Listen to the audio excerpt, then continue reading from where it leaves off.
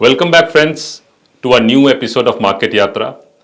मैं Amar, senior vice president research at Angel One, आपका इस एपिसोड में स्वागत करता हूं। और आज के इस एपिसोड में मैं इंडिया विक्स, जिसे फियर इंडेक्स, वोलेटिलिटी इंडेक्स भी कहते हैं, उसके बारे में बात करूंगा कि इसे कैसे ट्रेडर्स और इन्वेस्टर्स दोनों समझ सकते हैं और यूज कर सकते हैं।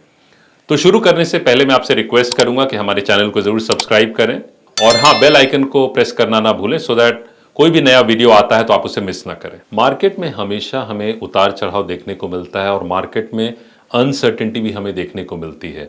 और जब कोई मेजर इवेंट आता है, जैसे फॉर एग्जांपल बजट, तो उस समय जो है अनसर्टेनिटी और बढ़ जाती है। तो बजट आने के कुछ दिन पहले से ही मार्केट में वोलेटिलिटी बढ़ जाती है और इस मार्केट वोलेटिलिटी को मेजर करता है एक इंडेक्स जिसे इंडिया विक्स कहते हैं।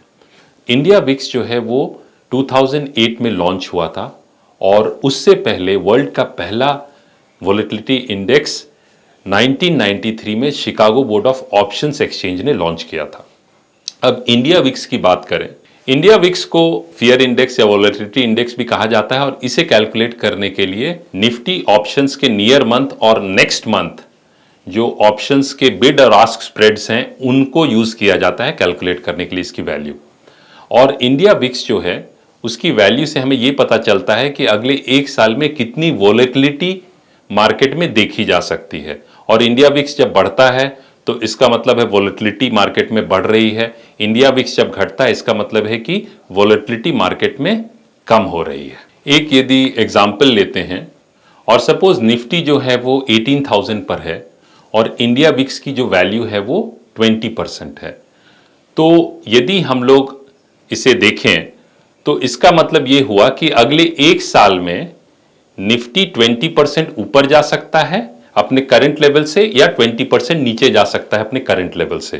तो 18,000 का 20% आप देखेंगे तो अपर रेंज हो जाएगा 21,600 और लोअर रेंज जो हो जाएगा वो होगा 14,400, क्योंकि 20% ऑफ 18,000 इज 3,600। तो मैं 18,000 से 3,600 ऐड करता हूं तो 21,600 अपर रेंज मुझे मिल रहा है और 18,000 से जब मैं 3,600 सब्ट्रैक्ट कर रहा हूं तो 14,400 ऑन द डाउन साइड मिल रहा है।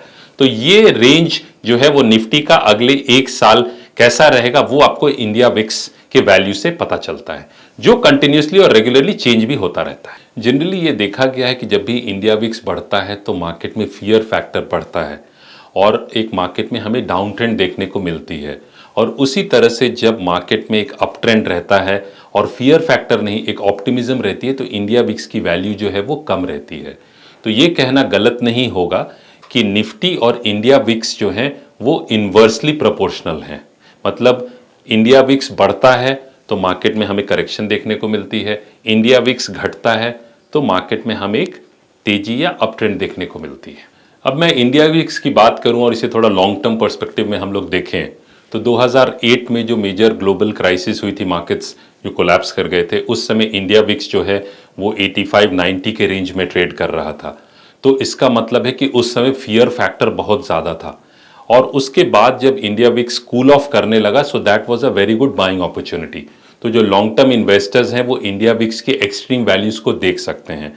उसके बाद रिसेंटली जब 2020 में कोविड क्राइसिस हिट किया ग्लोबल मार्केट्स को, तो उस समय भी इंडिया विक्स जो है वो 80-85 के ऊपर चला गया था। तो वहाँ भी फियर फैक्टर काफ़ी ज़्यादा था मार्केट्स में और वहीं से मार्केट्स जो है वो रिवर्स कर गए और मार्केट में एक बुल रैली हमें देखने को मिला। तो एक्सट्रीम रीडिंग्स का मतलब ये हुआ कि मार्केट में बहुत ज़्यादा फियर है, लेकिन जो स्मार्ट मनी है they are likely to move in the market at that time. तो जब इंडिया विक एक्सट्रीम रीडिंग्स पे पहुंच जाए, मतलब 85 ये सब लेवल्स पे जाए, मतलब ये बहुत कम होता है, पर जब ये हो तो that can be a very good opportunity for long term investors. इसके अलावा इंडिया विक्स की रेंज की मैं बात करूं तो 10-12 on the down side and 25-30 on the up side, ये रेंज में ही ज्यादातर टाइम इंडिया विक्स ट्रेड करता है। तो आप इंडिया विक्स को एज एन इन्वेस्टर भी आप देख स्टडी कर सकते हैं। तो इंडिया विक्स को आप ऐसे भी देख सकते हैं कि यदि आप ऑप्शन बायर हैं और इंडिया विक्स बढ़ता है, तो यदि आपने ऑप्शन पहले से खरीद रखा है तब तो आपको आपका जो ऑप्शन प्रीमियम है वो बहुत जल्दी बढ़ जाएगा। So that is good for an option buyer but not good for an option seller. लेकिन यदि आप ऑप्शन खरीदने से पहले ही इंडिया विक्स बढ़ गया है तो इसका मतलब है कि आपको ऑप्शंस एक्सपेंसिव मिलेंगे। तो जो ऑप्शन ट्रेडर्स हैं वो भी इंडिया विक्स उन्हें वॉच करना चाहिए, so they will get some clues as to the direction and the volatility of the market to a certain extent. So to conclude, India VIX is a very good tool because it is a fear, it's called a fear index. तो ये क्या करता है कि market में fear हो, market में grid हो, इसको ये अच्छे तरीके से, खास करके फियर को ये बहुत अच्छे तरीके से मेजर करता है।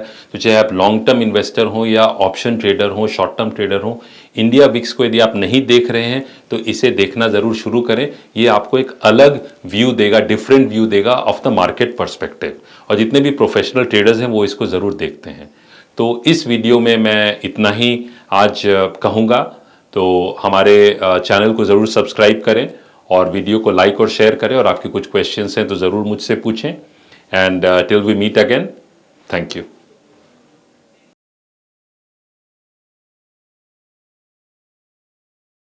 Investments in securities market are subject to market risks. Read all the related documents carefully before investing.